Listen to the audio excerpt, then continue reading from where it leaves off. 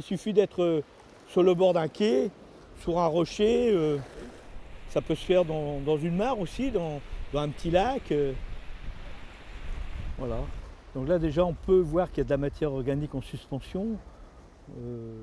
Ce qui est important, c'est de ne pas avoir peur quand on regarde une goutte d'eau et de se dire ah c'est tout ça que j'avale, mais c'est pas bon, c'est des microbes. Non, c'est pas des microbes, c'est des éléments vivants, c'est des poissons, des coquillages et des crustacés.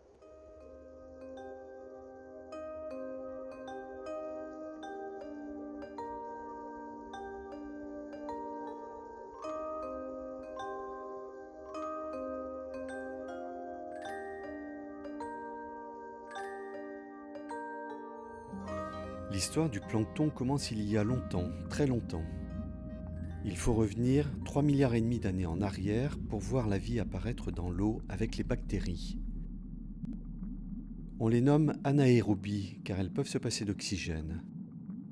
Aboutissement de multiples mutations, l'une de ces bactéries anaérobies se perfectionne et contient désormais une nouvelle molécule, la chlorophylle. La première algue microscopique est née. Elle utilise la chlorophylle pour transformer l'énergie de la lumière en matière végétale. Ainsi, grâce à un processus de photosynthèse, cette microalgue produit l'oxygène qui révolutionnera la planète. L'algue bleue est donc la base sur laquelle se construira la pyramide des espèces végétales et animales. Ainsi commence l'histoire du plancton.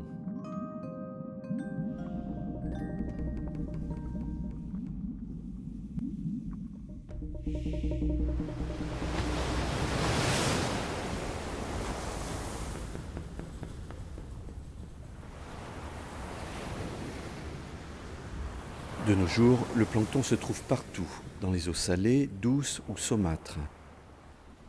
Il se compose d'organismes végétaux ou animaux, phyto ou zoos, généralement minuscules qui sont ballottés au gré des flots. Même s'ils sont capables de mouvements limités, ils ne peuvent se déplacer à contre-courant.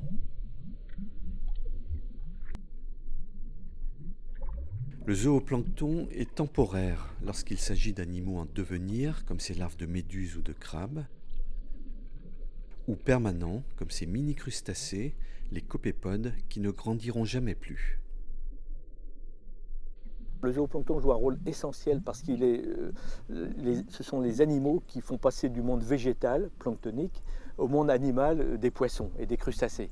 Et sans le zooplancton, les copépodes en particulier, qui jouent un rôle très important dans la chaîne alimentaire, la vie des poissons serait quand même difficile. Présent sur toutes les mers du monde, le plancton regroupe des milliers d'espèces. Sa diversité est source d'équilibre écologique des océans. Pourquoi la biodiversité du plancton est importante? Plus vous avez une communauté phytoplanctonique diversifiée, plus cette communauté va être capable de produire de la biomasse, des lipides qui vont pouvoir être transférés vers les maillons trophiques supérieurs. À l'échelle de notre planète, le rôle du phytoplancton dans les échanges atmosphère-océan est essentiel.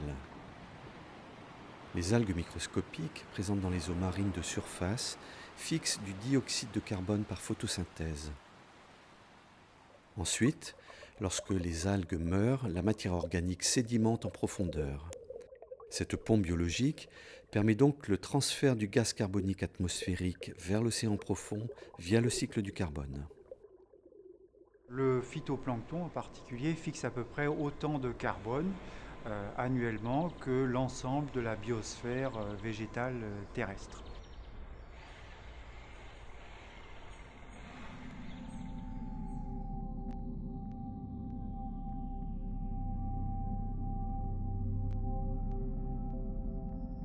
Bien connaître les répartitions des planctons, qu'ils soient phyto ou zoos, et leur fonctionnement est essentiel. Chaque jour, les scientifiques mettent au point de nouveaux moyens pour observer et comprendre l'océan dans toutes ses dimensions. Par exemple, l'océan austral et ses eaux froides est particulièrement favorable au développement planctonique.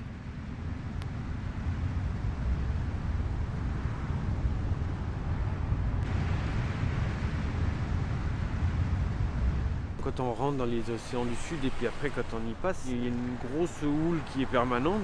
Par contre, comme on est très bas sur l'eau et puis que dans ces endroits-là il fait souvent pas beau ou très venté, donc l'eau elle passe sur le pont, donc, et puis tout ce qui est présent dans l'eau finit par être piégé par les sacs à bout, par tout ce qui peut filtrer.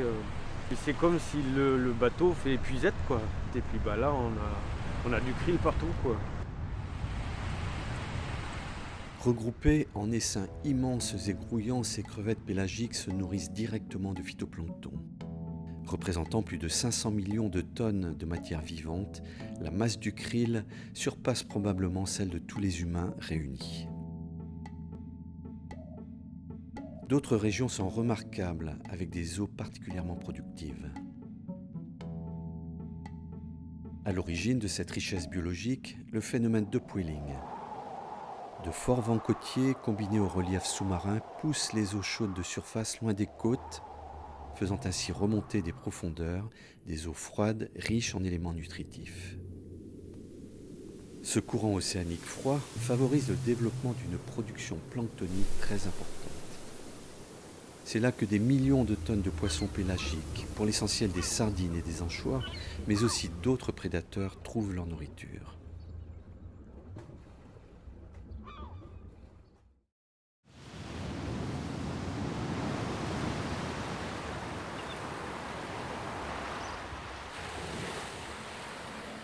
D'une façon générale, on trouve une grande richesse et une grande diversité de plancton dans les zones côtières grâce au mélange des eaux marines et continentales.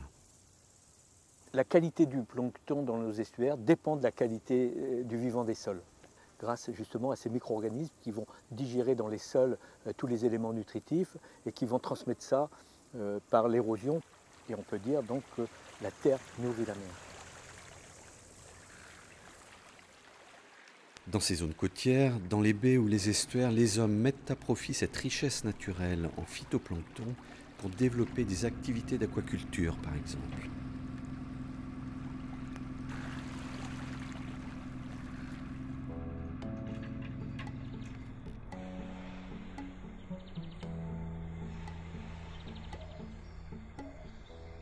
Les marais, qu'ils soient sauvages ou apprivoisés par l'homme, comme ces marais salants, sont des lieux remarquables où la terre communique avec la mer.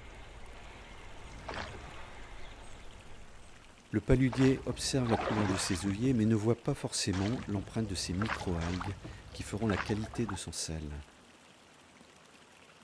Le plancton est l'acteur de cette extraordinaire palette de couleurs. À la fin de l'été, la saison du sel se termine et le paludier rend à la mer l'eau de ses œillets. Quand cette mer repart, c'est le bonheur de la nature, c'est le bonheur des poissons qui vont pouvoir se reproduire et se nourrir. On est dans une chaîne et écologique et économique.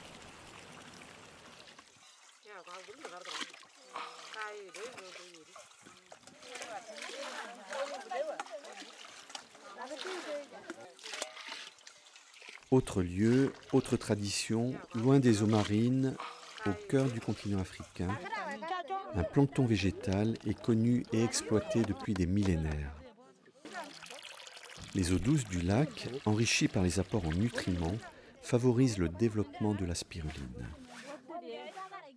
Tamisée, puis séchée, cette microalgue riche en protéines et en oméga 3 est un complément alimentaire essentiel pour les populations locales. Nous sommes obligés de puiser dans notre alimentation végétale ces oméga 3 dont nous avons absolument besoin et que nous sommes incapables de fabriquer. De nombreux végétaux terrestres synthétisent des oméga 3 avec plus ou moins de succès. Le phytoplancton marin est particulièrement efficace. Le plancton, c'est une algue, c'est un végétal, et sous l'action du soleil, de la photosynthèse, c'est ce plancton qui va être capable de fabriquer ces oméga 3, et en consommant soit directement, soit indirectement ce plancton, nous allons nous enrichir dans les oméga 3 dont nous avons fondamentalement besoin.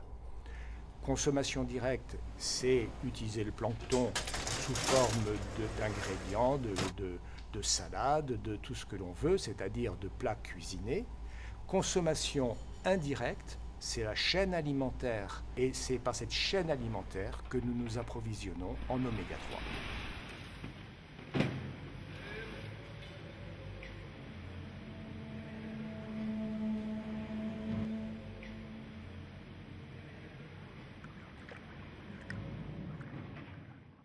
Loin de ces considérations alimentaires, le plancton intéresse aujourd'hui la recherche et l'industrie. Les algues microscopiques jouent un rôle important dans de nombreux domaines. Leur forte capacité à accumuler des lipides ouvre de nouveaux champs d'investigation pour la production de biocarburants par exemple. Le plancton s'invite également dans des secteurs industriels inattendus. Tout récemment, nous nous sommes intéressés à une souche de microalgues originaire du désert du Sahel, qu'on appelle Sénédesmus. Ce phytoplancton est surdoué. Alors, la particularité singulière de cette microalgue, de coloniser les milieux les plus hostiles, mais également de survivre dans les conditions les plus extrêmes, a été mise à profit par la recherche. Et ces principes actifs que nous produisons aujourd'hui sont utilisés par un grand nombre de grandes marques cosmétiques au niveau international.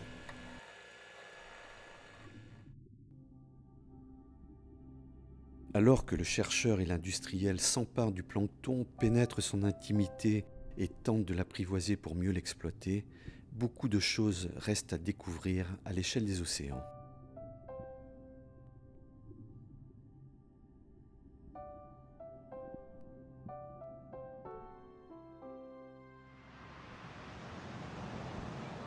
Ces organismes minuscules sont au cœur des équilibres de notre planète dont ils subissent directement les soubresauts.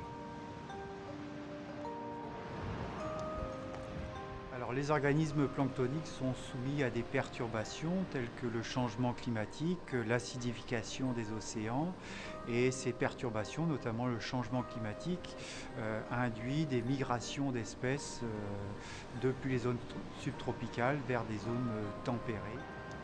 De telles migrations ont des conséquences immédiates sur les pêcheries. Mais d'une façon plus générale, la survie de nombreux organismes pourrait être sérieusement mise en cause. Et s'ils étaient amenés à disparaître, nous ne savons pas quel serait l'effet sur le fonctionnement et l'équilibre de leurs écosystèmes.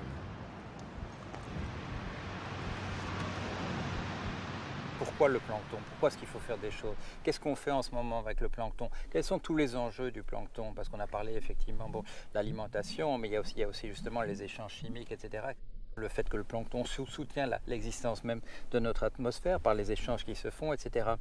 C'est pas simplement une tâche pour les scientifiques, c'est pas seulement une tâche pour les gens qui travaillent, qui vivent de la mer comme les pêcheurs, mais c'est aussi n'importe qui peut se dire, tiens, voilà quelque chose auquel je peux me joindre. Et il y a cette idée de long terme. On avait cette planète et qu'est-ce qu'on en a fait pendant des dizaines de milliers d'années? Qu'est-ce qu'on a fait? Il faut que nous arrivions à commencer à aimer cette planète, pas simplement l'utiliser comme quelque chose où on peut aller piocher, tirer de la richesse de l'intérieur, mais c'est nous cette planète, et il faut qu'elle vive, et toute cette vie qu'il y a dans les océans, dans les rivières, dans les marais, il faut que cette vie continue. Faut-il regretter que ces êtres minuscules ne figurent pas encore sur les listes des espèces protégées, au même titre qu'un ours blanc?